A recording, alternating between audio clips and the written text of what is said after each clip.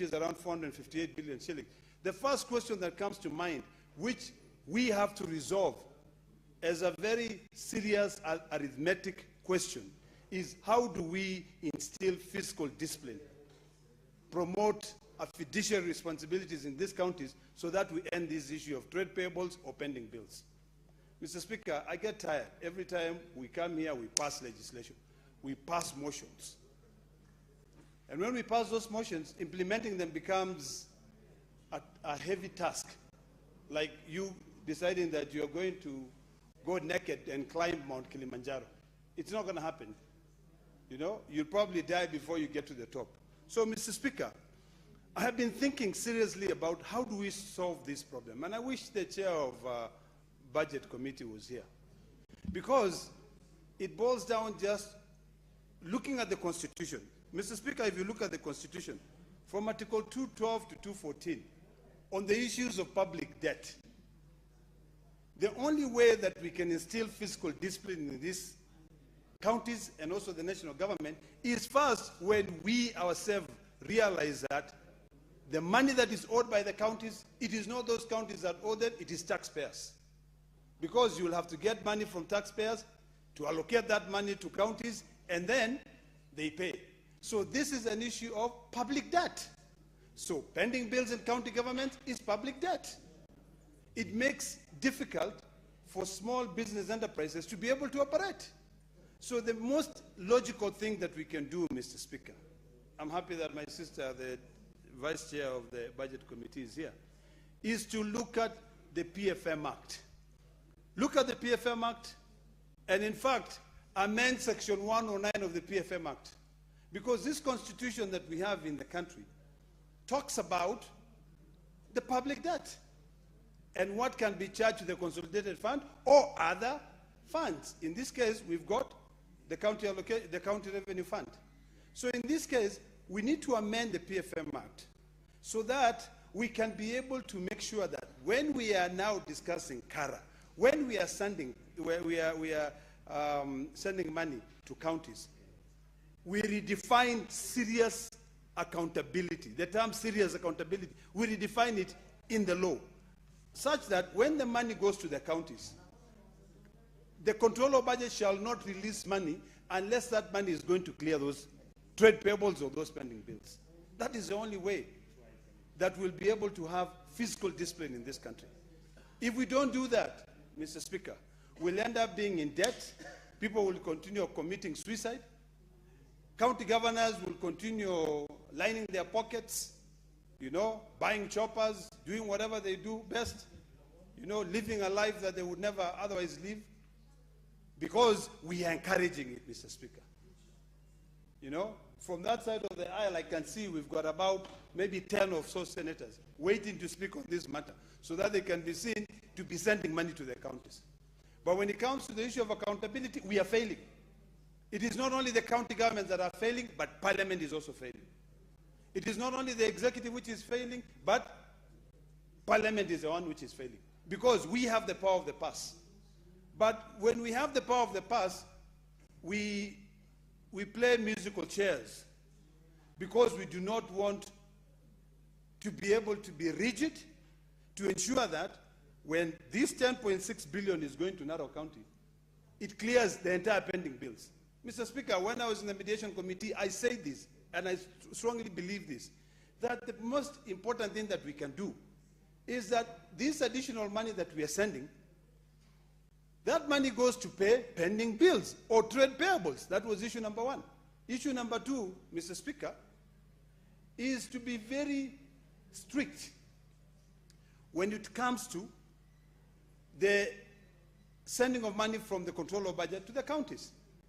We've all been talking about this issue of IFMIS. We've spoken about IFMIS having an end-to-end system whereby there's no fiscal interference. But no one wants to implement that. Everybody wants to make sure that, Mr. Speaker, you've got an IFMIS accountant, you've got your CCM finance, you've got a second authority, so that by the time you've requisitioned money from the control of budget, the list of pending bills that you've sent And the controller budget, under the Constitution, releases the money to you because you've demonstrated that first, you budgeted for this money. Second, this is what I'm paying for, and these are the things that we did. Releases, but when the money hits your account, because you need a second authority, you divert that money to pay your friends, to be able to start other projects. So my suggestion was, let us not start any project. And the only people who can help us here is the Budget Committee. It is only the Budget Committee that can say, now we are talking about sending this car. I don't suppose, and maybe I'll be guided here, Mr. Speaker, I don't suppose that we cannot amend this car to include a provision that says pending bills must be the first charge of account. And when a county does not demonstrate that they have paid the trade payables or the pending bills, the controller budget stops the money. We have to find a way. And I think the controller budget, and I think if you read the law clearly, if you read Article 228, I believe, that talks about the power of the controller budget. We can support this controller budget, not to make life difficult for counties, but to instill fiscal discipline and enhance a fiduciary responsibility. Article 228, Mr. Speaker, Section 5, the controller shall not approve any withdrawal from a public fund unless satisfied that the withdrawal is authorized by law. So I am suggesting something which I think most of you will find it utopian. But if it is the thing that is going to be able to bring fiscal discipline, so be it. Is that we amend this CARA. We amend this CARA and we put a provision that says that unless the pending bills are the first charge of account, the controller shall not withdraw the money. Mr. Speaker, when we were during the mediation, the National Assembly brought the Division of Revenue. When they brought the Division of Revenue, they were removing clause 5, which says that whenever there is a shortfall of revenue, the national government bears the shortfall. Why can't we not be ingenious now and say, we amend this CARA? And I hope I'm not just speaking to myself, I'm speaking to my colleagues who are listening and trying to internalize what I want them, what can help bring fiscal discipline. We bring a clause in this CARA that says that with the share of revenue, no development will be budgeted for unless the previous development projects have been paid. All of them. That's issue number 1.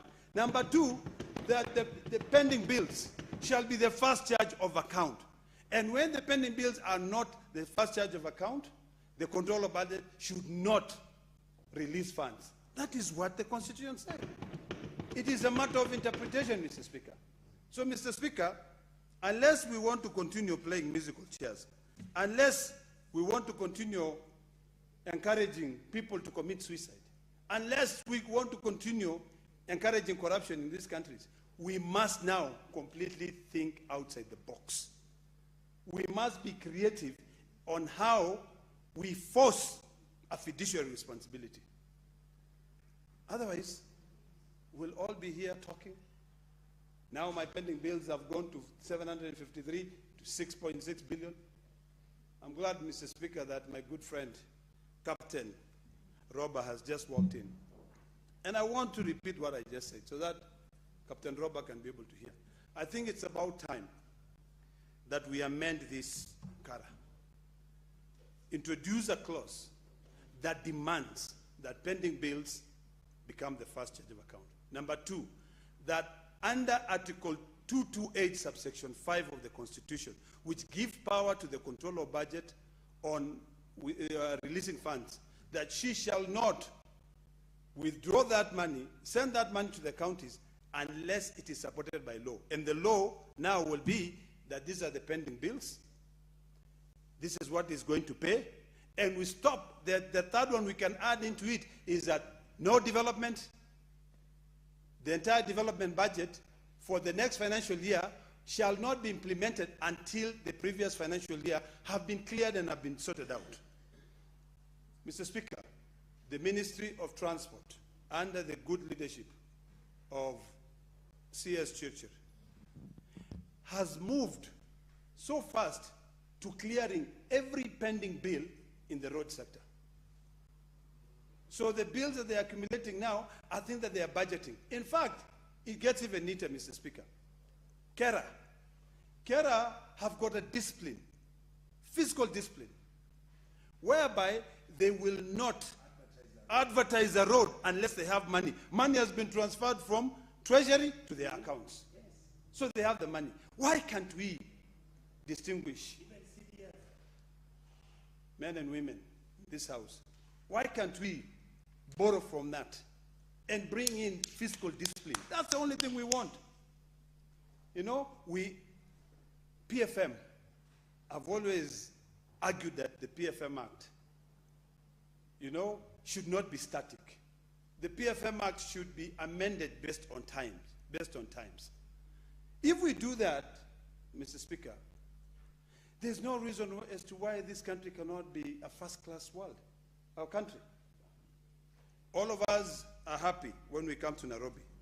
We come to Nairobi because most of us here live in our manicured mansions, you know? In fact, I always say that when somebody is elected into office, all of a sudden they become billionaires and they live in Karen. That's why I say I'll never live in Karen, because it appears like in Karen is where all the money, whether ill-gotten or people have worked so hard, is where everybody goes to Karen. In fact, when you meet someone, they say, oh, so you moved to Karen, you live in Karen. Because people have a culture where when you go there and you find the way people are living, you also want to emulate those people. You don't know how they got there. You don't know if it is old money. You just find a few deals. If there's any loophole in the law, you actually exploit that loophole so that you too can be able to live like them. So, Mr. Speaker, I want to end by saying the following 3 points. Number one, Narrow County and all the other counties, every single county has received more money because of the effort that we put in. The amount of money that we received, which includes the one for Narrow County of 297 million, let us start by demonstrating that we care about a fiduciary responsibility, that we want the future generation to be able to find a better country, that we want Narrow County also to be developed like Nairobi. Start by paying those SMEs their pending bills. That is issue number one. Number two, let us consider amending this CARA. Let us not be rushed to passing legislation. Let us amend this CARA, just like the way the National Assembly was trying to amend the Division of Revenue to introduce a clause that says when there is a shortfall in revenue, we share the burden, county governments and national government. But we knew very well that that was against Article 219 of the Constitution. Let us amend it, make sure that when we leave, because this is the last year before elections, that the money that we send to counties is going to make sense. Because come next year, the money that will pass, the executive will get all its share. Counties will start getting their money maybe in September, something like that, when there are new governments in place. So the only thing that we can say we'll take home, and that we can be judged with, is by making sure we develop legislation that will supersede us. Mr. Speaker, today I was eulogizing one of our leaders called the Honorable Lempaka, who was among the first legislators in the East African Legislation Assembly, who passed on from my community. And I said, listening to his story and listening to everyone who eulogized him, I deduced that he was more obsessed with the legacy that he's going to, the impact his legacy is going to have in this country, rather than being obsessed with being famous or being, or glorified. He was obsessed not with the fame, not with the glory, but with the impact that his legacy will leave. Can we please borrow from that leaf? Let us be obsessed by making sure we bring in fiscal discipline to our counties for generations to come. Thank you, Mr. Speaker. Senator Wakori, Majority Whip.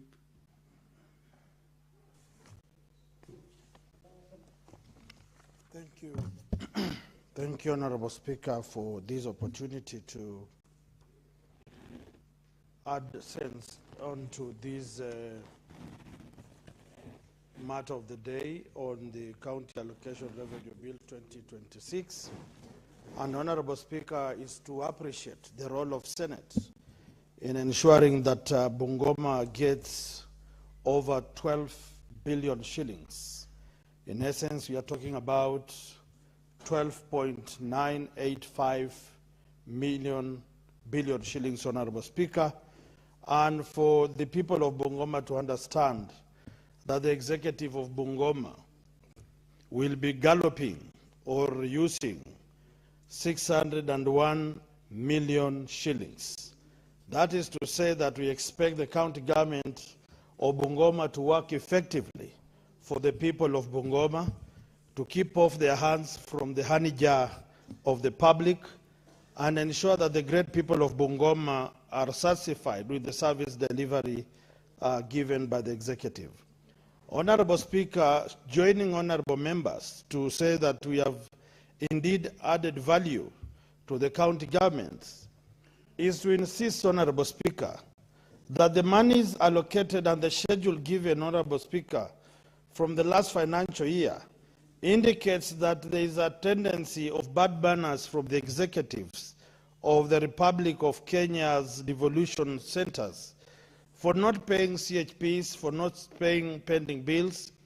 And for Bungoma, Honorable Speaker, I want to thank this House that last week when honorable members weighed on the issue of CHPs, today the CHPs of Bungoma have received their 2 months arrears of April and May.